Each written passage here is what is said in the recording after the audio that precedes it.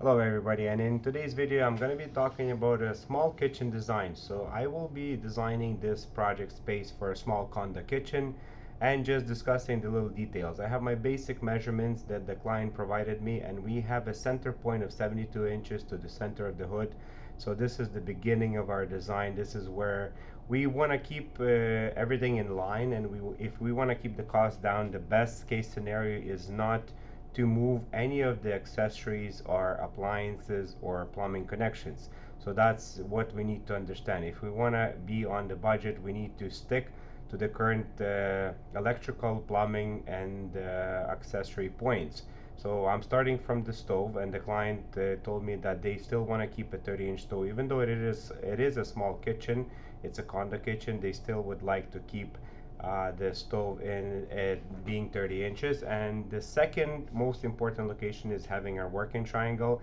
Again, if you're able to improve it, that's great. If you are very focused to keep the budget down, then again, you need to stick with the same plumbing location. So in here, there's going to be a couple of options. There's one option that where I'm putting a kitchen in the corner. We have been doing that before, and the clients really enjoyed it and they liked it. It's worked for them because the plumbing is usually coming out of the wall and not out of the bottom, and it's the best case scenario. So I started with the corner sink, and then now I'm redesigning it into having a sink. Actually, no, I'm keeping it in the corner. So this is one option, is having a corner sink and keeping the cabinets on top, keeping the fridge in the same location. One of the walls the client will remove, and now I'm adding the countertop. So one option is to reduce the wall and keep everything one level at 36 inches, and this way you have more counter space. You're not divided, but you are more open. So now if somebody's washing the dishes and you're sitting at the overhang area, the water will be splashing, and it's not the best case scenario. However, you do, if you're not planning to wash dishes while you're entertaining, this is a nice landing space. So you do have a lot of space to land and have your wine and cheese and entertain, and nothing is going to be falling outside of the kitchen space. So it's a good solution. There's also other accessories for the corners on the right hand side, which could be a lazy Susan. And here I'm saving different views for the client so they can see how it looks in 3D from the top, the bottom, and the front. Beside the sink, we have a dishwasher, and after the dishwasher, there's more drawers as well for pots and pans. This design, I'm readjusting the design and raising the wall. They do have a wall, and now I'm just raising the wall to 42 inches.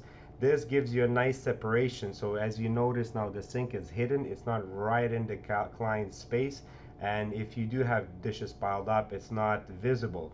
So it does give you a nice separation between the two spaces, and as well as hiding all the dirty dishes. However, the problem with this is now you have two different heights of the countertop, and you don't have as much flexibility in terms of landing area and entertaining and stuff.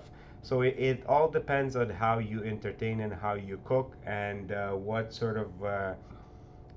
of idea you're thinking to have out of your kitchen, and then depending how many people are using the kitchen as well. This is the things that you have to consider while designing your kitchen.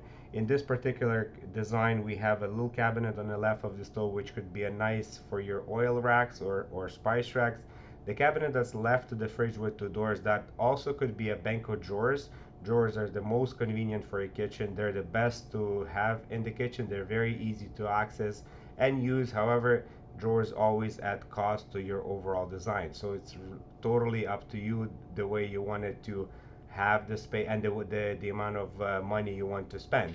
So again, very small kitchen, very they're different, two different ideas. So just sticking to the same locations and just giving the client a 3D perspective to have them visualize and understand their work process, and how it will look as the end result.